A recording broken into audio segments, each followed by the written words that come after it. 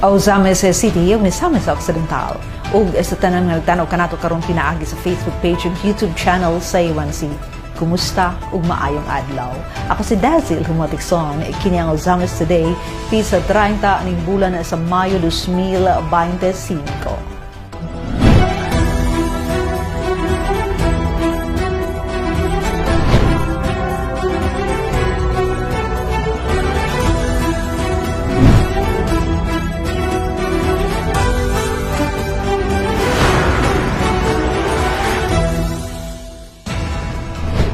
Sa tuwang mga headlines.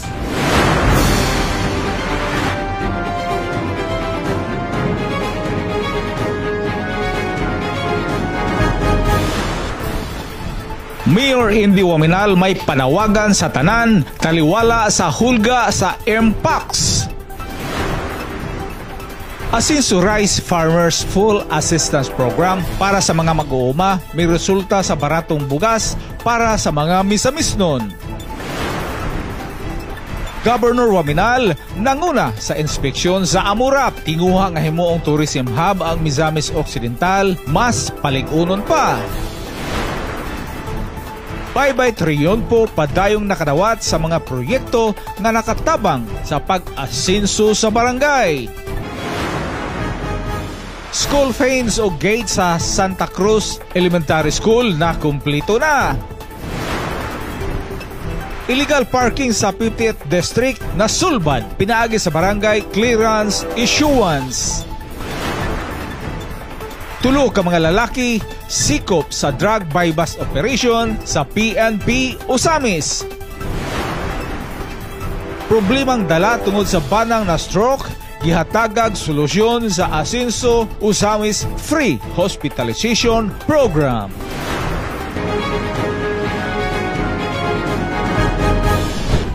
Aniya ang maritalya sa Ozamis Today. Mayor Indy Waminal may panawagan na sa tanan na taliwala sa hulga sa MPOX. Aniya ang maritalya. Amping tanan.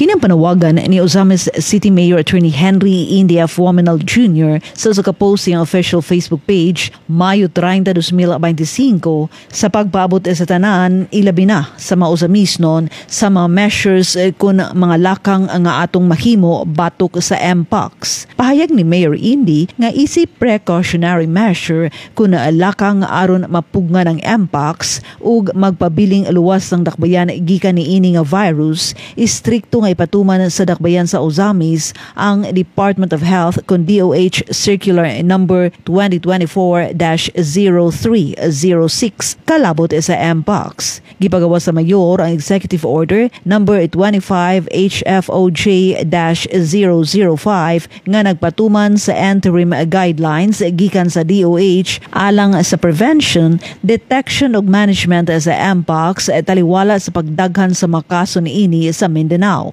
Una, ang pag-require sa pagsud sa face mask sa tanang mga health institutions, facilities ug mga sakyanan. Ikaduha, giawhag usab ang publiko sa pagsud sa face mask sa uwan pang pampublikong mga lugar. Ikatulo, sakto nga paghugas sa kamot ug pagpanghinlo lakip na ang pagdisinfekta sa kanunay ginahikap nga mga lugar ang angay pagatumanon. Ug ikaupat, alang niadtong nagpakita og mga simptomas, giawhag sa pagpa-check up dayon alang sa tukma nga medikal nga atensyon. Sa Section 1 sa mga executive order ni Mayor Indy, gipatuman ang mandatory nga pagsuot sa personal protective equipment ug PPE sa tanang healthcare institutions, facilities ug medical transport nga masakyanan, pribado man o pampubliko. Lakip na ang non-health personnel ug pagpatuman sa disinfection protocols.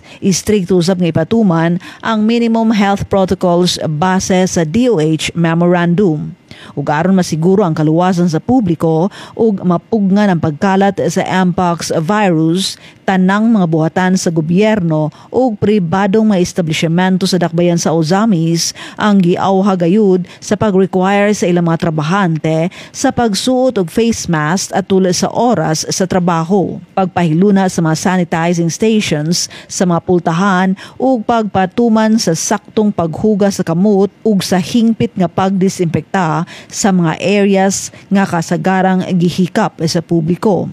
Giawag usab ang publiko sa paglikay sa pisikal ug duol nga contact sa mga individual nga gituuhang nagdala sa mpox virus ug sa mga mananap nga gituuhang may dala niini nga sakit. Ang monkeypox o mpox is ka-viral nga sakit gikan sa genus Orthopox virus nga may mga simptomas sama sa rashes sa panit, mga butoy-butoy nga mahimong mulungtad gikan sa duha ngadto sa upat ka mga semana nga may dalang hilanat, sakit sa ulo, panakit sa lawas, luyang nga pamati ug nanghubag nga mga lymph nodes. Ang mpox mahimong mapasa pinaagi sa close contact sama sa skin-to-skin contact sa kontaminadong mga butang sama sa sinina o tela o pinaagi sa mananakod nga respiratory particles, pinaagi sa duol nga pagistorya o paginhawa sa may sakit nga mga individual. Panawagan ni Mayor Indy ngadto sa tanan,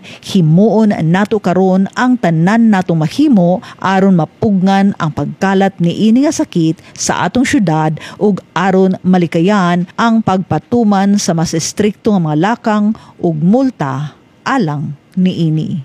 Amping tatanan, pahayag ni Mayor Attorney Henry Indy F. Wamanal Jr. Ascenso Rice Farmers Full Assistance Program para sa mga mag-uuma may resulta sa baratong bugas para sa mga misanisnon. Atong dawato ng report ni Bernal Texon. Gisugdan dili pa lamang dugay sa Team Asinso ubos sa direct supervision ni Misamis Occidental Governor Attorney Henry S. Waminal pinaagi sa Provincial and City Agriculture's Office ang launching sa pagbaliga sa locally produced pero barato nga well-milled rice ang Asinso baratong bugas para sa misamisnon or BBM rice nga mapalit sa low-income families sa tag 30 pesos lamang ang matag kilo. So niya karon ang mga representative sa Pilipinas niya ang inyong katubangan para pagdala sa ginagmay Manila. Matawag na ito ni ayuda. Bisan ito ato ni paliton. Tungkol kay barato naman ko siya. Ang kantidad ni bukas na 30. Pero dili ni ukay-ukay ha. Dili ni init-in. Dili ni bahay. Gikan ni bukas na gikan raporte sa local farmers ang atong magbabaon. Ako kayo pasalamat ma'am nga niabot na gining kanang bugas nga ato na nga niabot og 30 kilos kaya sa atuan mahal man jud. Salamat ni Gobernador nga nagining bugas nga barato nga ma-afford sa mga sabi na sa mga indigent tapi kanang mga katawhan. Ako kayo pasalamat ni Gobernador ni Mayor or Congressman Indy Waminal sa Mayor. Kapitan, mayong adlaw sa atong gipahigayon karon dinhi sa atong barangay. Usanay sa programa sa atong provincial government, provincial governor Henry Waminal sa baratong bugas nga gibaligya sa barangay, diri sa among barangay Lipusong, Lapang, Pantaon o Kapukaw proper. Mao kani ang launching sa baratong nga bugas, tag 30 ang kilo sa bugas. Malipayon mig dako nga nakaambil mi anig palit. Daghang salamat. Dako gyud ko pasalamat aning nakapil ko ani ang programa. Ang atong gi-allocate sir is kuan lang 50 bags per barangay. Ang isa ka bag 25 kilos. Pero pwede makapalit og minudo. Kay kato mga pitos og budget. Pwede ra. So ang isa ka pamilya pwede makakuha og 25 kilos sa kasako sa kapamilya. Ang nasangpit nga well-milled commercial rice nga natilawana sa kapin kun kulang usa ka libo ka pamilyang usamison mo ibunga sa dalaygon nga inisyatiba sa provincial nga panggamhanan ang Asinso Rice Farmers Full Assistance Program nga gipangmahanan ni Governor Henry Waminal ug hugot nga gisuportahan sa tanang local chief executive sa probinsya ilabi na gayod ni Osami City Mayor Attorney Indy Waminal kaabag ang mga kawani ug opisyal usab sa Misamis Occidental Provincial and Osami City Agriculture's Office. usas mga dako nga programa ni gobernador kanang ARFA gitawag Asenso Rice Farmers Full Assistance. Mao ni ang murag tumoy ana nga programa, pero ang tumoy mao na nga gipaabot gyud sa ato ang mga lokal nga mga residente nga nakapalit na sila sa ato ang bugas nga giayudahan gikan sa land prep, sa mga seed, sa mga fertilizer, sa harvest. Onya sa dihang ibaligya na ni farmer, gipalit pag yun nato o 1 peso higher o 2 peso higher. Dayon gipagaling nato o unsay abot anang napalit nato sa usa ka lungsod o sa ka syudad, like for example sa Usami City, ato pod na siyang gibalik ninyo dinhi at abere ubos gyud kay nga presyo nga maka-afford ta tanan 30 pesos ang kilo nga gipabaligya ni gobernador. So mo na ang programa ni Gob.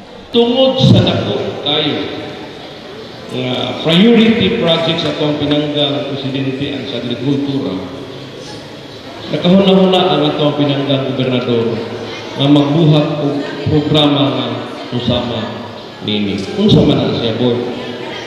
Rice Farmers Full Assistance Program. Gikan sa pagsugod, land preparation, paingon sa harvest, kinahanglan naa ang gobyerno mag-assist ato ang mga farmers. Una, kanang gitawag na ito land preparation. Abi ninyo, dili na nito ulog-ulog kay naadanan ng mga opisyal sa Usami City. Pero ang Usami City karon of the LGU nga naagi full assistance in terms sa land preparation sa tuang farmers. Atong pakpakan niya ang mga opisyali sa syudad headed by Mayor Indy Waminan. Ang Misamis Occidental ARPA program, usa sa mga flagship program sa Asenso Administration nga nakaalayon sa mission vision ni Presidente Ferdinand Bongbong Marcos Jr. sa pagbugna og usa kalig-on og self-sustaining agricultural sector, subay usab sa target niining inclusive economic growth and community-based development. Unsa man siya board kana bitaw hatag taglibre na traktor pagpreparar. Kanang na ang atong mga farmers mo na magasto kundi ang ato ng LGU sa Usamis ang nagasto. Sunod, fertilizer. Ang probinsya sa Misamis Occidental mga kaigsunan, this is the first time na itabo sa atong probinsya na migahin og 100 million pesos para lang sa agricultural sector. Mao na nakita makahatag kita og mga farm inputs, mga fertilizers. Nya dili ni ordinary nga fertilizers. Dili mga maayong kalidad sa mga fertilizers nga atong ipaabot sa ato ang mga farmer. Sumala pa ni Board Member Katani, this ARPA program is a win-win solution. Kini nagtabang dili lamang sa mga mag-uuma sa palay, pinaagi sa paghatag nila sa lubos-lubos nga ayuda gikan sa land preparations, libreng binhi, abono, pestisidyo, hangtod na sa pag-harvest sa ilang mga kahumayan ug pagkumpra sa ilang abot nga palay ug pagpagaling niini. Hangtod nga nakabenepisyo na usab niini karon ang mga low-income consumers nga nagpingit sa pagtaas sa presyo sa pagkaon, ilabi na gayud ang taas nga presyo sa bugas nga humay. Now, pag human na to o pamalit, atong gidry, atong gipagaling, mo ni karon atong gibalik ninyo mga residente sa tibuok probinsya sa Misamis Occidental na maligya ka sa barato. Again, mapasalamaton tagdako dinhi karon sa atong syudad. Kay ngano, pagsugod na mo pamaligya sa gitawag natong baratong bugas, ang baligya namo sa ubang lungsod tag 43 ang kilo. Gani during the time na appreciate ng maayo sa atong mga katawhan.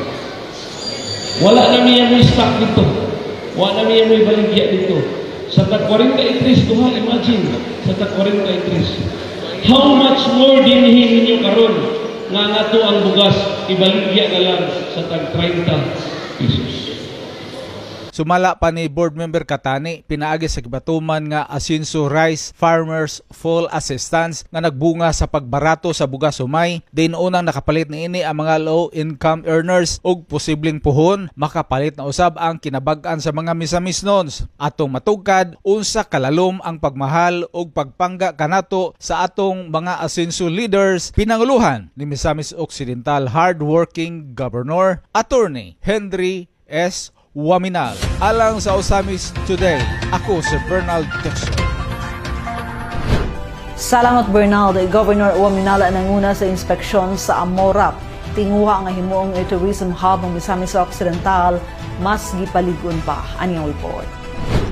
Mayo 27, 2025, kauban ang Provincial Engineering Office, personal ng pangunahan ni Governor Henry S. Waminal ang site inspection sa ongoing construction sa Asenso Misamis Occidental Resort and Aqua Marina Park kon Amorap nga na mahimutang sa Barangay Libertad Bajo, lungsod sa Sinakaban. Usa ka lakang nga nagpakita sa aktibong pagpanguna og tinguha sa very hard working governor nga paspasan ang mga proyekto sa probinsya alang sa pag-asenso sa Misamis Occidental isip sa kapangunang destinasyon sa turismo ug pamuhunan sa Mindanao. Ang Amorap nga gitawag usab nga Maldives sa Mindanao usa ka 600 million peso nga project nga dinasig sa inilang mga island resorts sa tibuok kalibutan. Kini usa sa mga flagship programs sa Asenso Misamis Occidental Administration ug gilauman nga makahatag og dako nga kabag-uhan sa turismo sa probinsya, makahatag og trabaho sa lokal nga mga komunidad ug magdasig sa pagtubo sa ekonomiya. Bisan bago lang ang nakauli gikan sa kauluhan, human personal usab nga mihatag siyang suporta sa Normin Stars nga kasamtangang misalmot sa palarong pambansa 2025 sa Ilocos Norte. Giadtuan gilayon ni Governor Waminal ang construction sa Amorap aron masiguro nga hapsay ug paspas ang dagan sa trabaho. Ang iyang walay hunong nga serbisyo nagpamatuod sa 5M's vision sa gobernador alang sa probinsya nga mga misamisnon magpuyong malinawon, malambuon ug malipayon nga nagpunting sa tinuod nga pag-asenso ug kaayuhan sa matag misamisnon. Ang Amorap ug uban pang mga infrastructure projects sa Misamis Occidental nagpamatuod sa tinuod nga paningkamot sa administrasyon ni Governor Waminal sa paghatag og inklusibo ug malungtaron nga pag-asenso. Sa maong direksyon ang Misamis Occidental nagtukod sa kaugalingon niini nga mahimong sa kabuhing sentro sa turismo, negosyo ug serbisyo publiko. No days off for progress. Padayon si Governor Henry S. Waminal sa pagpanguna, pinaagi sa ehemplo ug kinasingkasing nga serbisyo.